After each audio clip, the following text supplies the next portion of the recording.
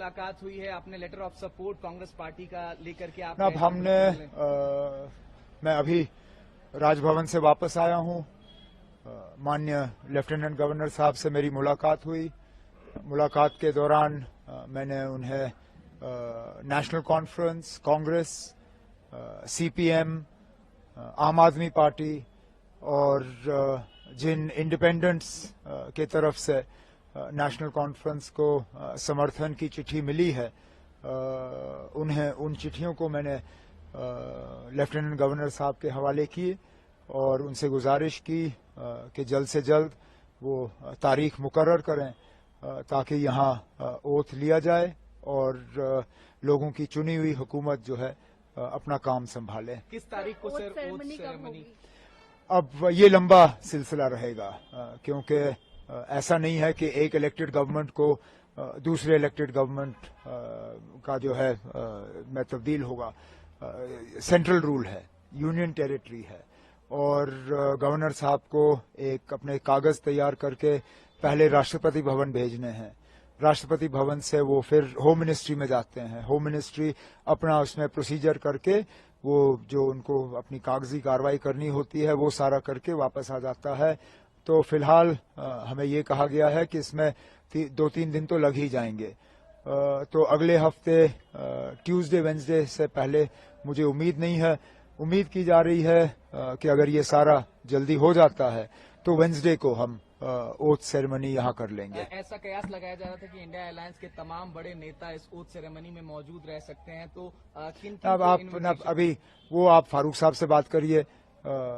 India block के leader वो हैं और इन्विटेशंस अगर जाएंगे तो उनके तरफ से जाएंगे।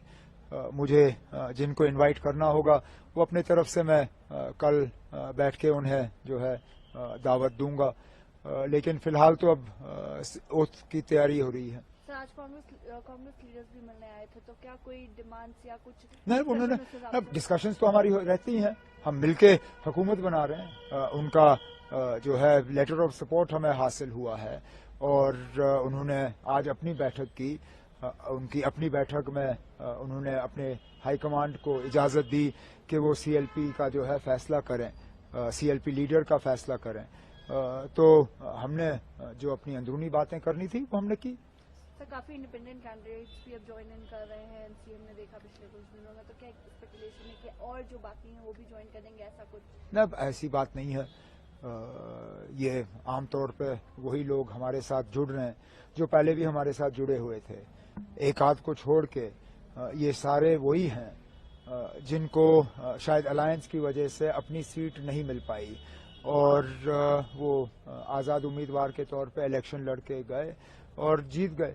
अब वो अपने नेशनल कॉन्फ्रेंस के साथ में वापस आना चाहते हैं और एक आध ऐसा है जो नेशनल कॉन्फ्रेंस में रह के हमारे साथ एक नया रिश्ता कायम करना चाहता है, जिसकी हमने सराहना की, जिसको हमने वेलकम किया और इन्हें लोगों के वोट हासिल हुए क्योंकि लोगों की उम्मीदें हैं कि उनके इलाकों में काम होंगे और मेरा फर्ज बनता है कि उनके मैं जो है हाथ पकड़ के उनके इलाकों में उनकी मदद करूं। सर, एक आखिरी सवाल।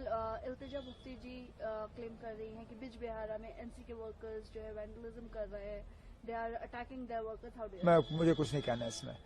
ये अब अगर किसी तरह का सबूत है तो वो पेश करें। जिनके खिलाफ इल्जाम लगे हैं वो तो उनके खिलाफ अब केस करने के लिए तैयार हैं, डेफेमेशन के।